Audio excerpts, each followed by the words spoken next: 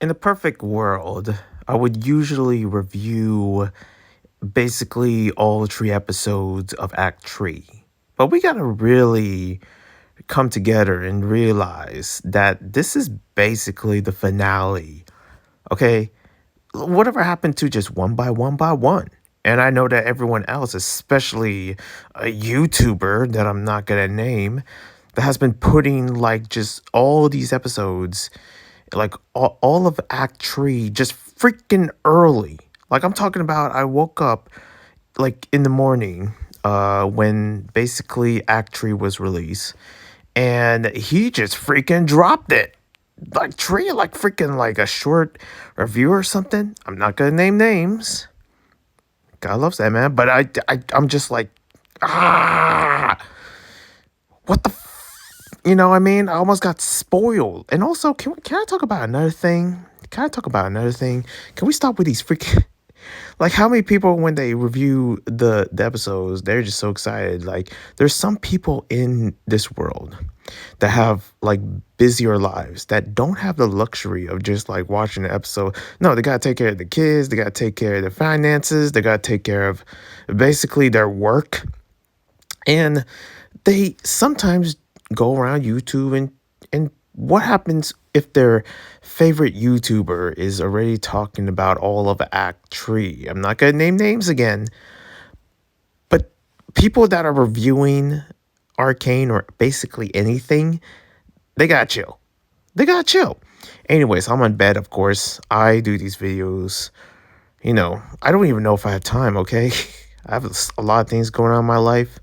And here I am, just comfy in my bed, just talk. Hopefully, you guys can freaking hear me. But other than that, let's talk about episode 7 because I want to do one, and I'm gonna do the other one, like episode 8, and the other day, and I don't even know how this guys go, how this is gonna go, especially Thanksgiving upon us, and also some other holidays and stuff like that. It feels like there's a bunch of holidays, but it's basically only Thanksgiving. I don't even know what's going on in Black Friday. I might be tempted the moment I see like just like ooh, a $200 fast PC. I'm out of here. I'm going. I gotta get a new PC. But anyways, especially if it's 200, that's crazy. And then it's like something like an MSI or something. Anyways, episode 7. This is basically the episode of Ekko, and my boy Ekko. I never thought this would be the one, but it's like every time he show his face, every time, it's like it's always the best out of the best in Arcane, like especially with Echo and Jinx, and this has to be up there, like one of the best. Spoilers, by the way, spoilers. Couple in the game, okay? Like I'm just saying. This is just works. There's just a part of me where I wish I can see and don't spoil. Don't you freaking spoil, okay? Don't you spoil.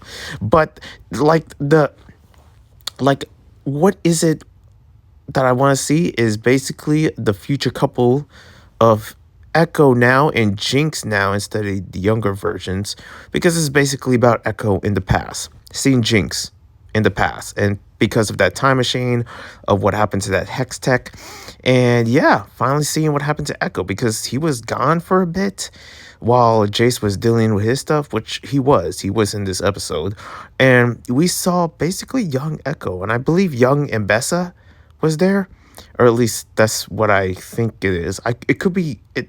Maybe it's not Mbessa, but there's a part of me where it's like, Mbessa, is that you? But yeah, this is pretty much Echo trying to rewrite and fix whatever it is. In some cases, Jace doing the same thing. But yeah, Echo writing something and basically getting sick, and also seeing the professor, aka Hummendinger. And yeah, they're just like stuck there. Heimendinger was there. It was like, oh yeah, I've been here already. Life is good. And Echo's like, what? Like already, Echo is dealing with a lot of stuff. I was worried for Echo for a bit, seeing him sick and just freaking out. I'm like, Echo, chill. Echo, listen, chill. Listen, I know. And by the way, can I just say something? I get some Deja. I got some freaking Spider Verse vibes. Does anybody felt that?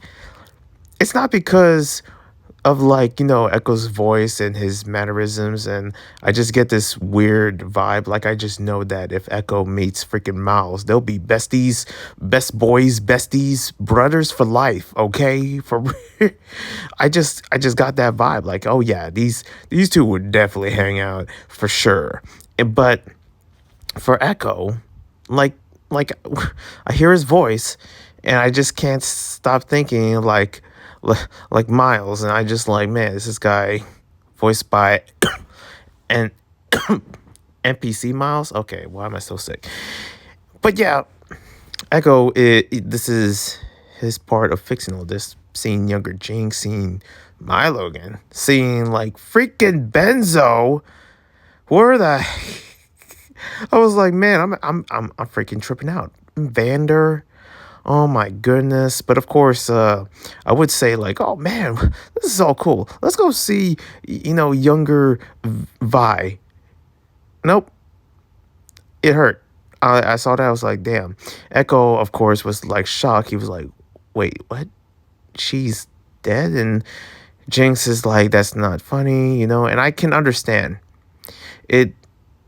Like Jinx not seeing, because of course she doesn't know that this is basically like future Echo and as a younger Echo.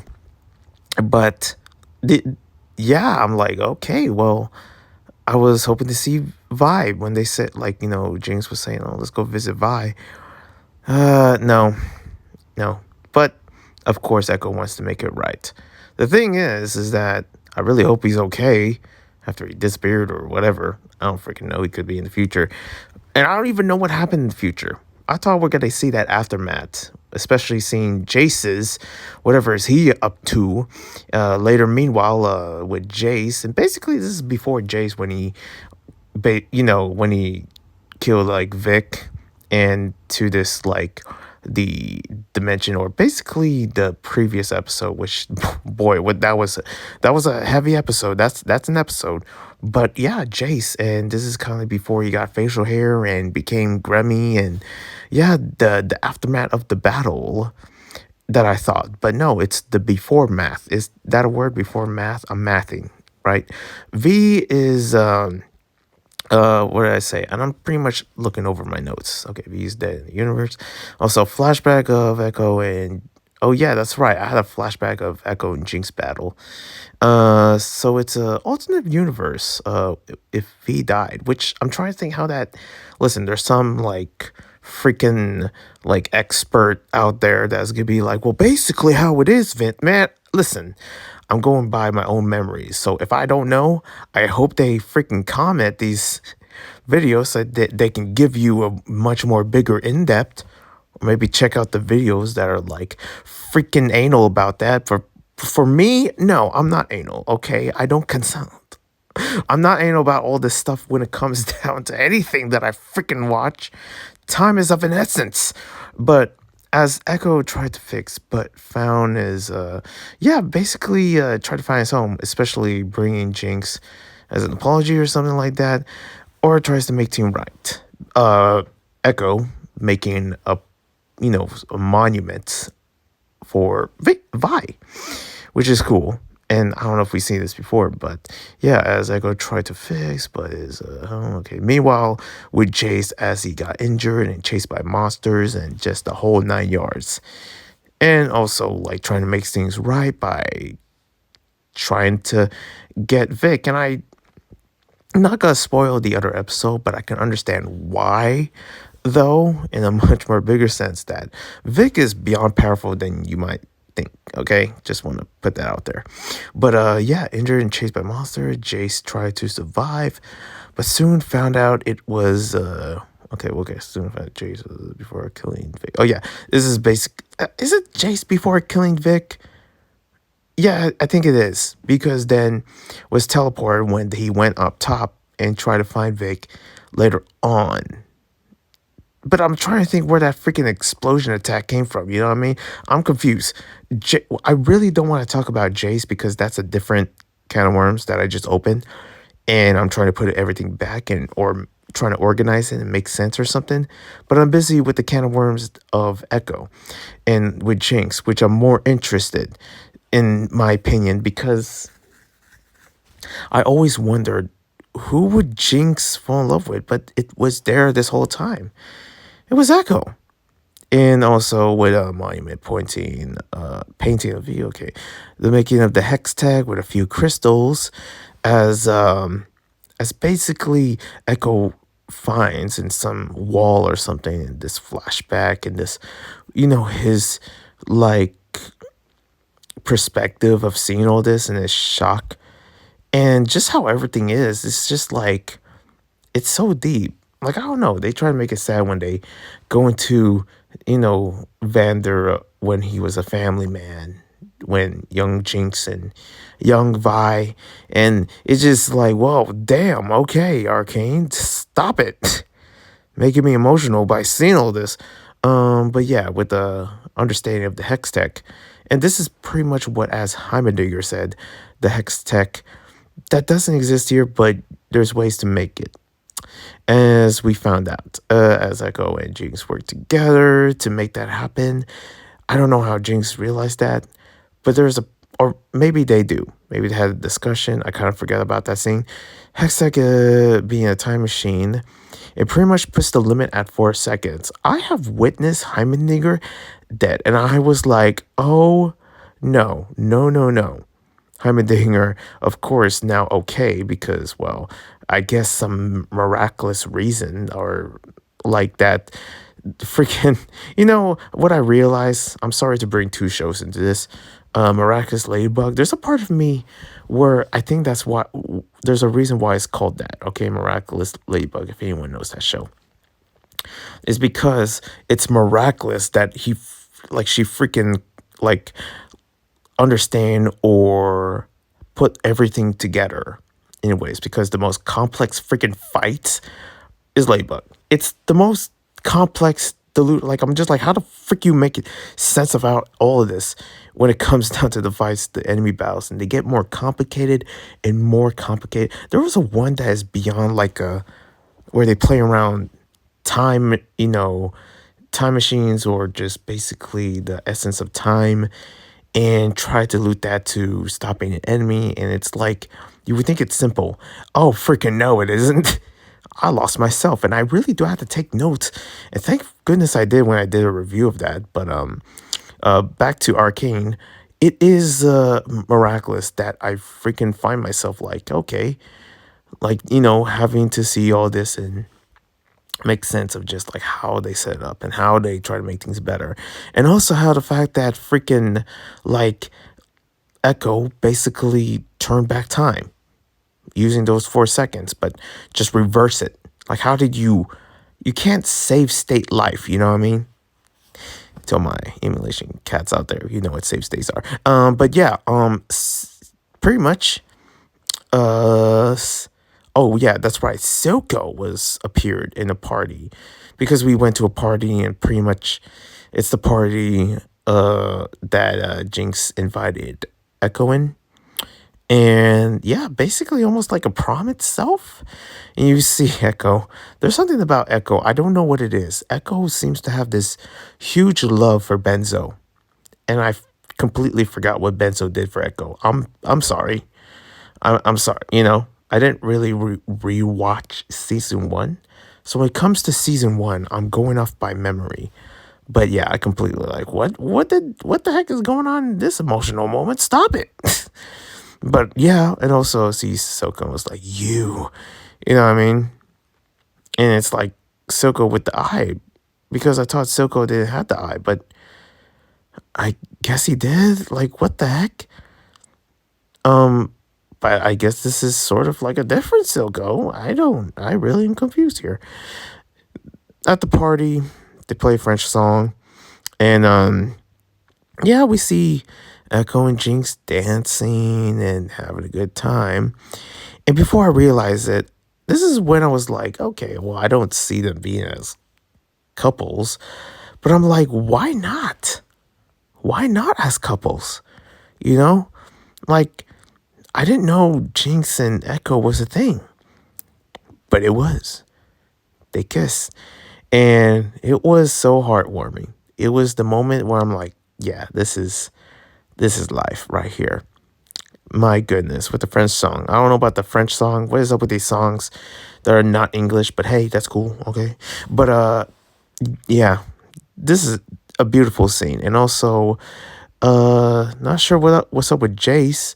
Jace is having a freaking field day trying to survive, climbing up stuff, fighting robots, eating bugs. I'm like, yo, Jace, when all of this is over, I hope Jace gets like the biggest sandwich, the biggest pillow, a huge, you know, moments with his wife, girlfriend, Mel. I'm talking about Mel. I feel like Jace deserves so much right now. You know what I mean? We're going through all this because holy moly, he is like going through it and surviving as well. Also climbing up whatever he's climbing at, the cracks. I'm like, bro, how on earth are you doing all this? It's insane. Um, then climbs up and pretty much meet Victor. I don't know if it's Victor or someone else with the hoodie on. Like I'm just like, who is this? The Grim Reaper or something? And yeah, just seems right. And the thing is that this is my simpler way of talking about Jace's because I saw the robots and how eerie that looks. I'm like, whoa. And there's a bunch of stuff that happened in Jace's, basically moments of that. But meanwhile, we gotta understand that this is freaking Ekko's episode, and my goodness, I dig it. I love how all this really turns around, and pretty much we saw, the other Ekko coming back, and we see basically the future Ekko that is Witness as but because Heimendinger was upgrading this whole thing. There was a part of me where I was worried about Heimendinger. I was like, are you really upgrading all this?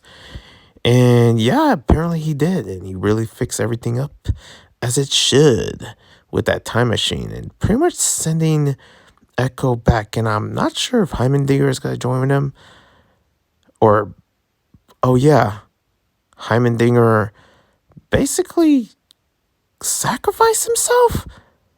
I don't want to think it's true, but oh my gosh, Heimendinger is gone.